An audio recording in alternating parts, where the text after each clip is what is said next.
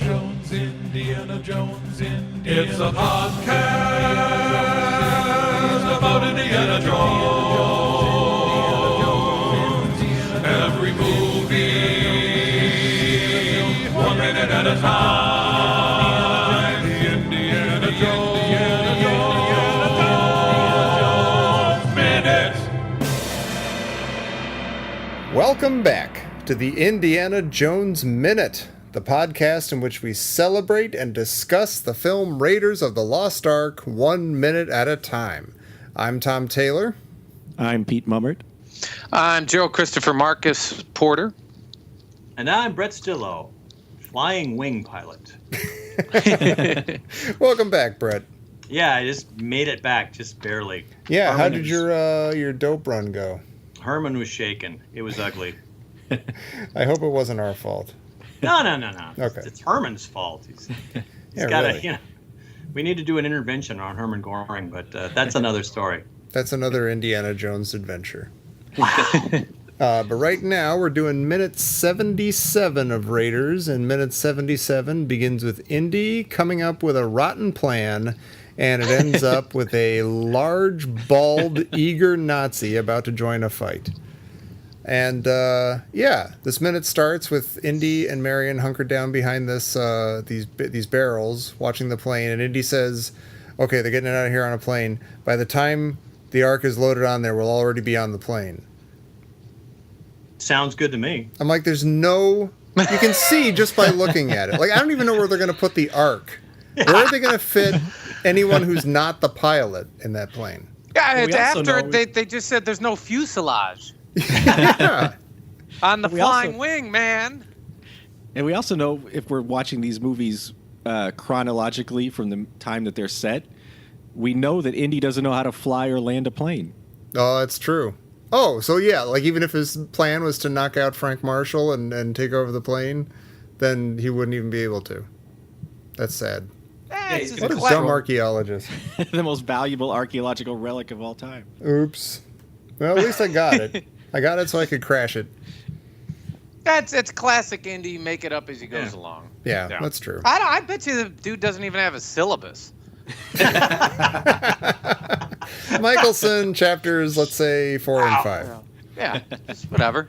Wow. Fall semester at Marshall College. I do a class. The There's door gonna be says a paper. archaeology? I don't know. Write me a paper. My office hours are, excuse me, I got to go. And he jumps out a window. I'm on an adventure. Bye. I love that, when Dietrich says, by the way, that's Dietrich, right? That is Yeah. Dietrich. This is casual I didn't Dietrich without his recognize, hat. yeah, I didn't recognize him without like the stick up his ass. It's the light. It's still there. He's just sitting Yeah, there. he's a little, yeah. Well, they got the Ark. He knows, he's probably gonna, get a little gold star or whatever. But I love what he says. Let us toast to our success in the desert, to the Ark. And Belloc is just like, when we were very far from here, and not with you. I mean, did you He's, guys hear that? Yeah. Wait, Yeah, what? Kind of. It's, He says, and not with you. well, yeah, I don't know if you guys have talked about this in previous episodes, but I kind of put it together, there's one dynamic, Sure. Try that one. that's into a dynamic that, it's that, Belloc and Dietrich don't like each other. They don't really like working with each other. It adds a certain level of tension that, Belloc might, potentially join the other side. He might jump over to the other side. We're hinting at this, and there's another indication that, Belloc is not on Team Nazi. Well, he's definitely still stinging from them tossing Marion into the Well of Souls. I think he was rattled by that and really upset by that. Good and point. I almost feel bad for him. I guess I do in a way feel bad for him. I mean, I guess this is Dietrich extending an olive branch. Yeah, well, that's a good question. Was he being sincere, or was he a little bit like, "Hey, Belle, I want to drink," Oh, it's funny because he's holding out his drink, but it looks like he's either offering him a drink, or he's just holding it out to say, "Look, I have a drink." I have a drink. I have a record player. I got my feet up. What do you think he's listening to on the record player? I was thinking the same damn thing. And you know what? I looked up number 6. I know what he's listening to. Good Night Irene by Leadbelly. It was number 6 on the charts in 1936.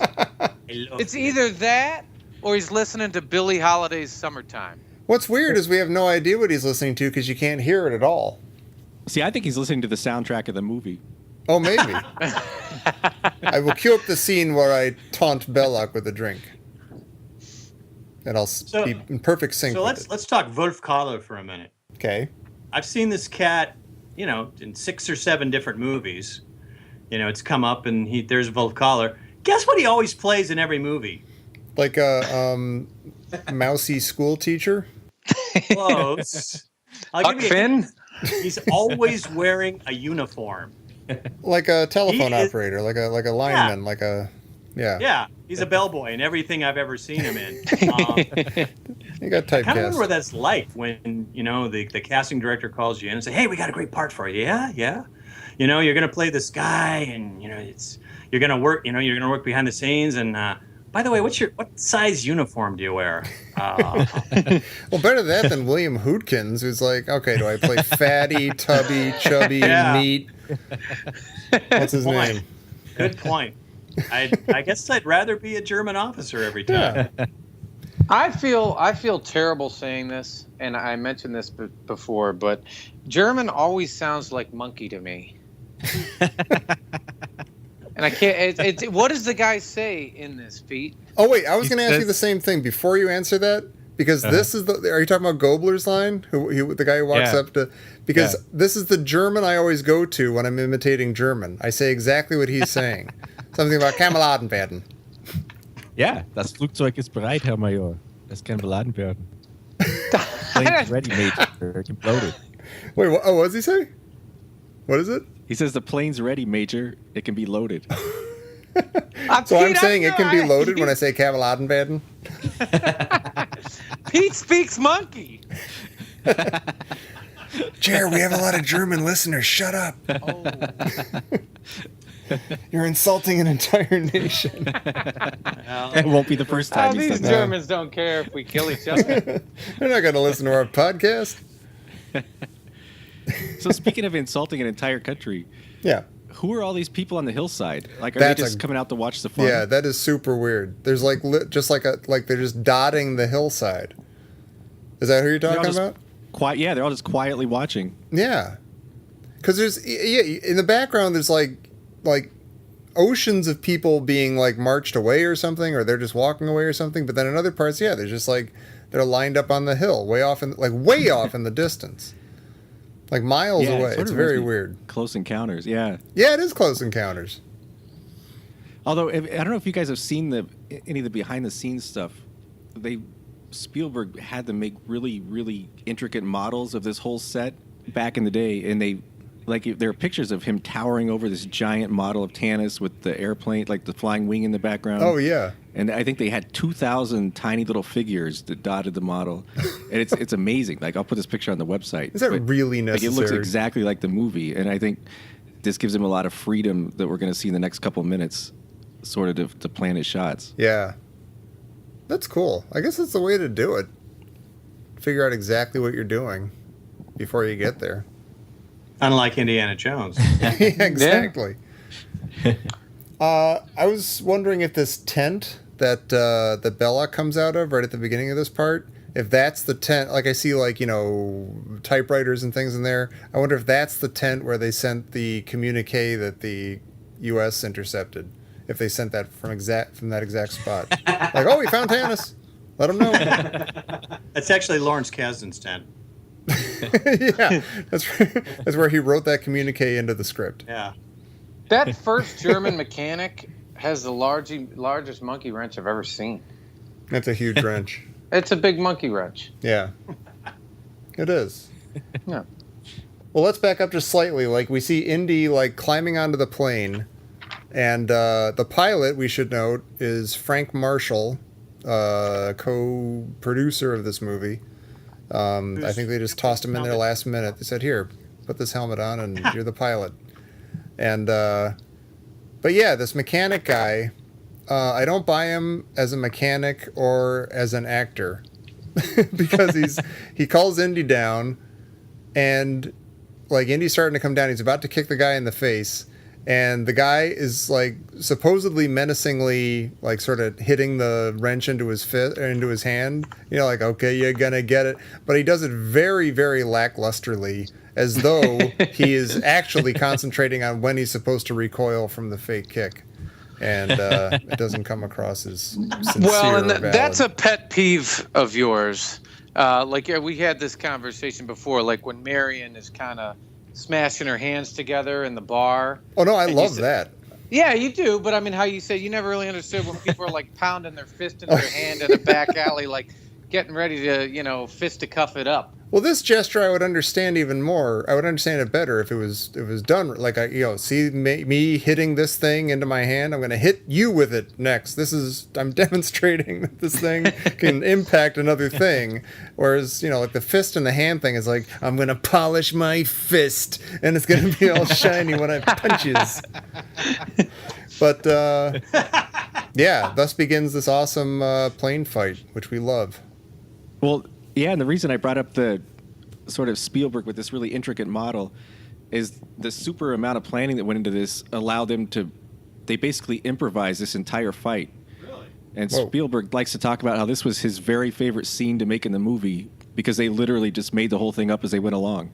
Oh, that's awesome. And that's also terrifying because one of my big questions during this scene is how do they plan around those propellers? Like, they're all professionals and they know what they're doing, but God, that had to be... They're really close to those things. Well, if you come back tomorrow, you'll find out there may have been some issues. Ooh. Well, But before we come back tomorrow, don't we have to talk about the guy who comes out of the tent? Of course. I was gonna say, sorry, Gerry. what does the guy have in his hand? Is it like a stein? Oh, yeah. Or he's peeing into it or something. Yeah. It's a weird stein if it's a stein. Yeah, it's got a strange shape to it. But we got to say, this is Pat Roach. This is henchman number 4 from Nepal, who once again is appearing through a doorway and is once again overjoyed at the prospect of a roughhouse that he gets to join in. He's so excited. I was going to say, this movie has a lot of ruckus rumpus revelers. Because you're right. It's the same guy, and it's Pat Roach, and the guy from the Marion's bar who walked in, to wet his whistle, and he's like, oh, roughhouse. Woohoo! Yeah, exactly. He just starts, stripping He's the clothes off. like, I have a name for it. He's a fracas seeker. That's his name in the credits. Yeah, fracas seeker, or like, he's a melee meddler. A scrum chum. Scrum chum. A scrap tap. He's part of the Punch Bunch. Sorry. When I was reviewing these minutes, I looked them up in the credits. I just started calling him Otto von Bluto. Okay, that didn't. Never mind. Oh, my flying wings there. Gotta go. Wait, come And back. he lives in a hut. It looks like it's straight out of Bali or Fiji. I was wondering about that. Did the Germans build that? Well, who Like, we is he? need Does he this just maybe he hut just next lives to the there waiting airfield. for a fight? But he's You a stay in here. fracas seeker. I am a fracas seeker. And he must be a great one, because how did he know that there was going to be a fracas at that plane? And he just camped out there this whole time. I think he's Airbnb in it. I think he showed up looking. The B&B means beaten up boys. I don't know. Sorry, that'll be cut out. Get in your flying wing. I'm sorry. we should tally the number of people who have died and come back in this movie. We got Barranca. We got henchman number 4. We got Forrestal. Do we count Forrestal? Yeah, what do you mean? Do we count? We count Forrestal, and we got Marion Ravenwood. Does Marion Ravenwood count? Yes. Okay. Yeah, Yes. So that's pretty good. that's a good tally. Yeah, It's a movie about reincarnation. it is. The Freaky. religious overtones. That and scrum chums. Wrath of God stuff. Fire and lightning. Power of God or something. Well, I'm excited for this next minute. I know I said that yesterday, but I mean it again today. Does anybody have anything else for this one before we reconvene tomorrow? No, next minute is the biggest minute of my life. It is. I've actually been waiting for this minute this entire goddamn movie. Yeah. I'm really excited. So, Pete, could you please tell the people where they can give us their additional bruiser names for Otto von Bluto and other things? Yeah, just take your shirt off, step out of the house, and you can join us at Facebook or at the Indiana Jones and the Listener Crusade, or find us at indianajonesminute.com. I have to say something. It's been bugging me for a while. I think our group name is Indiana Jones Minute and the Listener's Crusade. And I don't know for sure if you type in Indiana Jones and the Listener's Crusade if it'll come up. Well, that's an experiment everyone can do until tomorrow. But yes, however you find us, please do. And please come back tomorrow for minute 78 of Raiders of the Lost Ark here on the Indiana Jones Minute. Air Bear. Kamaladen werden. Scrap Chap. Did you have those written down, Jared? Did you just come up with those off the top of your head? I'm just riffing. Slap Pap. Yeah. And not with you. I got nothing. So, yeah, I'm going to use that tomorrow. Gonna give And you a not, slug with, hug. and not with you. Wait, no, wait. The episode's not over. Does he actually say that? And not with you. Yes. He says and not He with says you? go back. He says. I'm listening. I'm going to listen right now. Please He do. I says trust Pete, when not we are Jared. very far from here and not with you. That's gonna change everything. It's very Wait, who quiet. said? I'm Who said that? I'm just gonna Belloc let the says- episode keep going until we figure this out. He does. He totally does say it. Not with you. Oh my god! God. No? Wow. Well done, Gerry. Yeah. Yeah, like I said on the Listeners Crusade, I'm never right. That's some archaeology right there, Jared. You dug deep. You used your That brush hex on goes that in the one. museum. Wow. Well done, Jones. Jones. This is a slumber party now, isn't it? It is. It's Pass the evolved popcorn. into a slumber party.